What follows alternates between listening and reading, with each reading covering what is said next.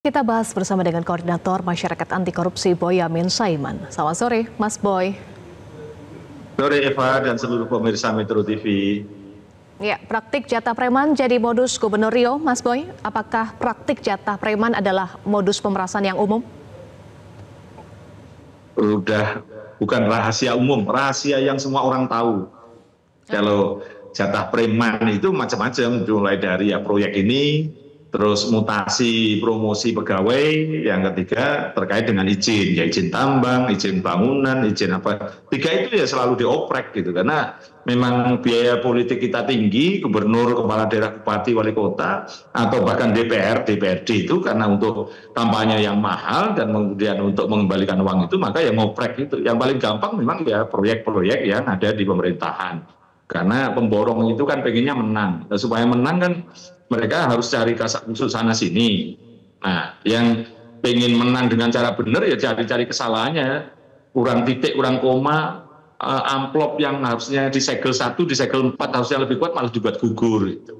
Dulu bahkan untuk membuat gugur pemborong itu gampang lagi. Misalnya materai yang tidak ditulis pakai pulpen basah, itu ya bisa jadi buat gugur. Nah, itulah istilahnya birokrasi kita itu sudah terlalu pinter kalau ngatur proyek gitu. Ada aja kalau pengen memenangkan seseorang yang tentunya sudah bayar, sudah ijon dan lain sebagainya. Dan kemudian kepala daerah ya sampai di angka di atas 15% mintanya itu. Dan kadang-kadang saya kadang-kadang ketemu di Sukamiskin itu, pernah berkunjung itu ketemu kepala daerah itu atau DPR yang meminta jatah preman di awal itu karena apa coba? Karena gara-gara sering ditipu katanya. Sudah berjanji dengan pemborong, dikasih pekerjaan, setelah menang dibayar kabur gitu. Nah, maka apa yang terjadi? Ya minta di depan kayak model begini gitu loh ya Pak. Masih. Ya, Mas Boy, Abdul Wahid minta jatah hingga 5% dari tambahan anggaran atau senilai 7 miliar rupiah dengan kode 7 batang. Abdul Wahid juga mengancam mencopot pejabat yang menolak perintahnya itu. Apakah artinya Gubernur Abdul Wahid sebagai aktor utama? Iya, udah pasti karena pusat kekuasaan kan ada di dia. Kalau dia sebenarnya memerintahkan nanti dicarikan pemborong duluan gitu, dapat aja dia gitu. Karena kekuasaannya ada di dia. Kalau nanti ada pemborong yang sudah membayar dan kemudian tidak dapat menang tender misalnya, ya dia bisa nyopot orangnya. Nah, bahkan ini jauh sebelum tender pun sudah mengancam pejabat-pejabat di bawahnya untuk mencarikan duit untuk jatah preman. Bahkan sampai tadi di KPK diumumkan demi menyetor jatah preman sampai utang ke bank. Nah itu kan karena memang si kepala daerahnya itu sudah main awal itu sudah tahu kalau tidak minta di awal nanti ditipu anak buah atau ditipu pemborong. Karena kalau sudah di luar kontrolnya misalnya pekerjaan sudah dikerjakan dengan tidak mau mengurangi uangnya karena nanti takut diperiksa, jangan-jangan spesifikasinya turun sehingga ketahuan karena dia harus nyogok, maka dia terus kabur gitu. Nah, disinilah peran sentral kepala daerah yang menjadi aktor intelektual untuk pada posisi untuk memerintahkan anak buah untuk nyari ijon gitu bahkan.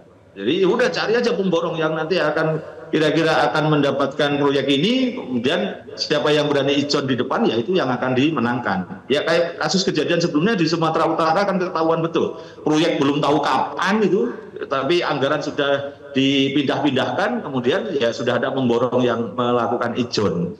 Dan itu kemudian kena OTT KPK. Sebenarnya kalau ini mau OTT tiap hari ya akan kena, baik ya saya ulangi tadi ya berburu di kebun binatang, tapi sayangnya yang diburu yang kecil dan yang nurut misalnya. Oke. Ketika ini kan melibatkan internal birokrasi ya, birokrat. Apakah ini strategi saja agar tidak mudah terendus karena tidak melibatkan pihak swasta, atau jangan-jangan ini hanya pintu masuk untuk korupsi yang lebih besar? Karena tadi menurut Mas Boy ini adalah kasus yang kecil. Ya karena ini masih di lingkuran birokrasi aja gitu. Toh nanti di sebuah kota yang sangat besar itu dulu bahkan sampai 15% jatah premannya kepala daerah. Nah itu terserah nanti kepala dinas akan nyari dengan cara apa, ngoprek lah tiga tadi. Yang utama karena ini dinas PUPR ya otomatis proyeknya itu. Dan sebenarnya dari sisi ini zaman Orde Baru pun juga sudah dikatakan bocornya itu 40% sampai 60%. Ini pun sekarang berarti kan kalau jatah preman itu nanti, ini kan masih di awal. Belum nanti kalau itu sudah tender, minta lagi. Belum tentu nanti legislatifnya bisa jadi DPRD-nya akan minta bagian gitu, oknumnya atau yang siapapun di situ. Dan soal belum proses tentu legislasi, Mas Boy, jabatnya minta bagian juga gitu ya. Bukankah dari sisi penganggaran ada proses di legislatif untuk penambahan anggaran dinas di pemerintah provinsi? Nah itu kacaunya, DPR harusnya ngawasi, itu malah ikut minta bagian untuk pagar makan tanaman, itu masih mending, apalagi yang di atasnya kira-kira. Jadi ini DPR-nya malah oknumnya itu minta bagian, ngerti bahwa ini ada anggaran, ya untuk saya berapa, untuk saya setujui. Tugasnya itu untuk ngawasi, tugasnya untuk memastikan rupiah-rupiah kita itu dibelanjakan untuk kegiatan masyarakat, tapi malah justru mereka duluan harus dapat bagian dulu awal dan banyak gitu. Dan ini memang istilah saya pecah amanah ini sudah memang menjadi, kalau dikatakan oleh dulu Pak Fadlizon itu sebagai budaya atau siapa gitu yang pernah mengatakan budaya, atau ada yang mengatakan ini seperti mesin ada olinya gitu, ya itu yang terjadi ya Pak. Baik, Abdul Wahid sebagai kader Parpol, apakah KPK perlu membuka kasus sampai menelusuri pihak-pihak lain yang diduga terlibat selain Abdul Wahid?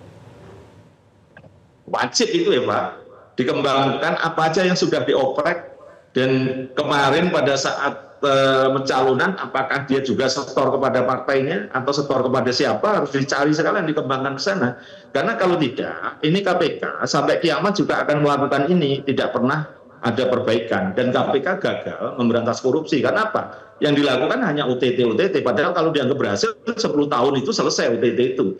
Karena mestinya KPK bisa memaksa pemerintah tata kelola pemerintahan yang baik dari sisi penganggaran, pendapatan, kemudian tata kelola gitu, sehingga tidak ada sarana atau waktu atau kesempatan untuk bocor lagi gitu. Dan ini tugas KPK memberantas korupsi termasuk pencegahan. Jadi KPK harus mampu memaksa pemerintah dan DPR untuk anti korupsi. Nah, kalau tidak bisa, ya itu berarti KPK gagal. Nah, dimulai dari mana?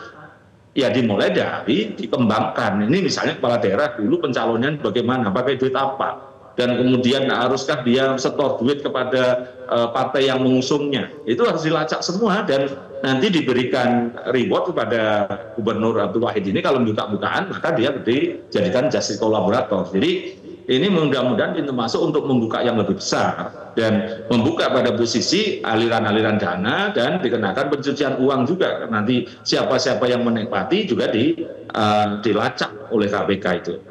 Baik, sebagai pelajaran juga bagaimana catatan terkait peran pengawasan Inspektorat Daerah, Mas Boy? Ya, kalau Inspektorat Daerah kan nggak mungkin akan berani ngawasi kepala daerah, maka saya sudah lama mengusulkan Inspektorat Daerah itu dijadikan lembaga independen bagian dari BPKP aja gitu, dan itu lebih berguna. Ini kan malah justru Inspektorat Daerah itu malah jadi stempel. Setahu saya beberapa kasus kalau ada penyimpangan malah berusaha yang nutupi, berusaha yang melegalkan dengan mengatakan tidak ada kerugian, tidak ada penyimpangan, padahal jelas-jelas ada penyimpangan di situ. Semua orang tahu bagaimana proyek diatur, bagaimana proyek diarahkan, dan itu tidak ada ceritanya. Tunjukkan kepada saya pemborong yang menang dengan lugunya, dengan lurusnya, tanpa dugaan iming-iming, meskipun masih janji begitu untuk memberikan sesuatu. Pasti susah untuk bisa menang. Dicari aja kesalahannya. Pernah kejadian di Sumatera itu ikut tender, malah hanya dicari-cari soal dia pernah diselidiki oleh penegak hukum. Masa syarat tender dikatakan tidak sedang proses hukum dalam tahapan apapun oleh lembaga penegak hukum gitu, dibuat menjadi syarat gitu. Padahal itu penyelidikannya kemudian habis itu tidak terbukti dan dihentikan, tapi dia sudah gugur di tender gitu. Terima kasih Koordinator Maki Boyamin Saiman sudah bergabung bersama kami di Prime Time News. Terima kasih Pak. Jelajahi cara baru mendapatkan informasi. Download Metro TV Extend sekarang.